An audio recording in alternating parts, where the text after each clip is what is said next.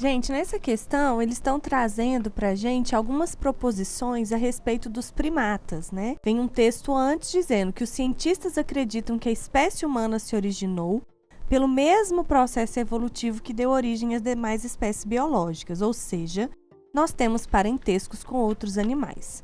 Quando avaliamos os aspectos inerentes à nossa condição biológica e o que conhecemos sobre nossa história evolutiva e consideramos os demais representantes da ordem primata, encontramos uma série de situações interessantes, em que características comuns ou diferenciais retratam essas relações evolutivas. Identifique nas assertivas apresentadas a seguir aquelas que retratam corretamente relações evolutivas e aspectos biológicos relacionados aos primatas.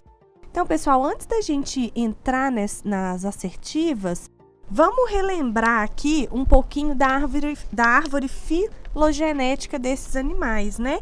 Os primatas, então, eles são mamíferos e nós temos vários tipos deles. Então, uma árvore filogenética ela é aquela representação da relação de parentesco entre os animais. Então, elas nos mostram quais na escala evolutiva estão mais próximos dos outros. Então é interessante a gente fazer isso antes de começar a questão para a gente conseguir relacionar os vários tipos de primatas que a gente conhece hoje. Então, pessoal, se a gente observa essa árvore filogenética, a gente vê que todos esses seres vivos, todos esses animais, eles vieram de um ser primitivo em comum. Então, obrigatoriamente, eles têm características semelhantes.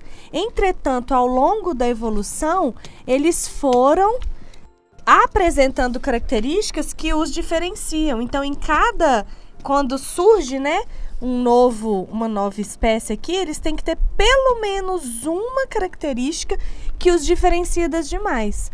Então, quando você tem as posições, né, aqui os prosímios e aqui o homem são os dois mais afastados entre si.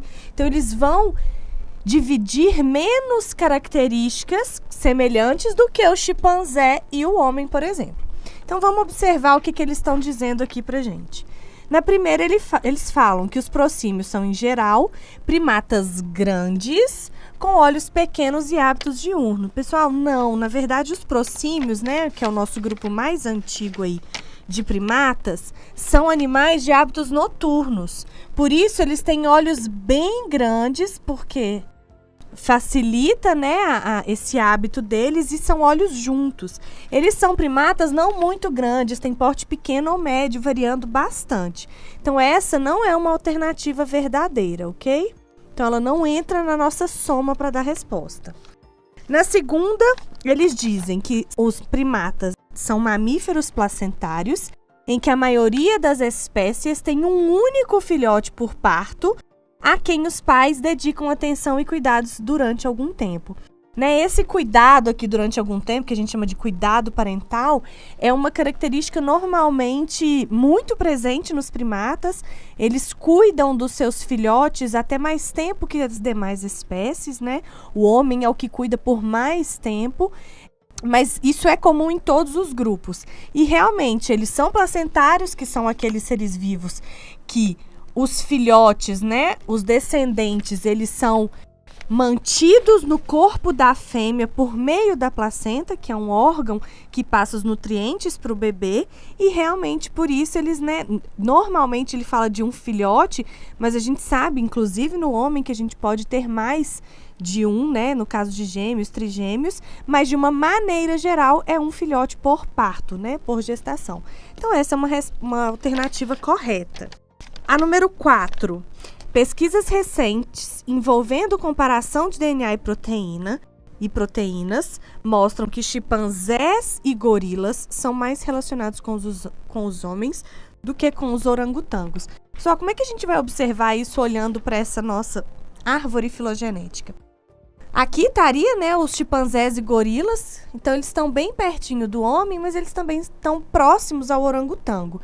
Então, o que a gente tem que avaliar? Se gorila, chimpanzé e homem vieram até aqui juntos, eles dividem uma série de características, ok? Com o orangotango, eles pararam antes. Então, o orangotango, ele aqui apresenta características que já são diferentes de gorilas e chimpanzés. Então, por isso, essa alternativa também está correta. A número 8, ele fala, nas espécies de hábitos diurnos, os organismos mostram um aumento significativo do aparato olfatório para compensar as limitações de visão. Pessoal, isso aqui é uma característica típica de hábitos, na verdade, noturnos. Porque à noite, como você tem certas restrições por causa da luz, normalmente os indivíduos, né, os seres vivos, eles se adaptam com outras fontes de outros sentidos, que outros sentidos vão se tornar mais adaptados para compensar essa dificuldade de visão por causa da luz. Então, na verdade, são espécies de hábitos noturnos e não diurnos que teriam esse tipo de característica. Então, essa também está incorreta. A 16. A característica do polegar oponente, tão vantajosa para o desenvolvimento e o exercício das habilidades manuais dos humanos, não existe nas outras espécies de primatas. Gente, o polegar oponente, né, é o nosso polegar, o polegar do ser humano, ele se encontra numa posição que nos permite pegar as coisas com facilidade. Então, ele é extremamente importante, né, como diz a alternativa, para o desenvolvimento de certas habilidades que antes não existiam, mas não antes do homem, antes dos primatas. Então, praticamente todos os primatas têm essa característica, ok? Então, lá nos prosímios a gente já vê, eles todos têm essa mesma característica do homem de fazer essa pinça com a mão e conseguir pegar as coisas com facilidade. Então, essa também está incorreta. E por último, ele fala, a sobreposição dos campos visuais atua como uma adaptação óptica que proporciona precisa informação tridimensional da localização do alimento e dos objetos. Pessoal, isso é uma característica muito importante, né? Que é desenvolvida no homem muito mais, mas em todos os primatas a gente tem isso, que é a sobreposição de campos visuais. O que seria isso? A gente enxerga em diferentes planos. Então, você enxerga um primeiro plano, um segundo, um terceiro. Quantos o seu campo visual encaixar, a gente consegue ver. Então, é muito mais fácil você identificar a distância de uma presa, a distância de um alimento, né? Para o ser humano em si, a gente não tem essa coisa do fugir da presa, mas para os demais, fugir do predador. Mas para os demais primatas, isso é extremamente importante, ok? Então, essa é uma alternativa verdadeira. Então, a nossa soma, né, daria 32, 36, 38.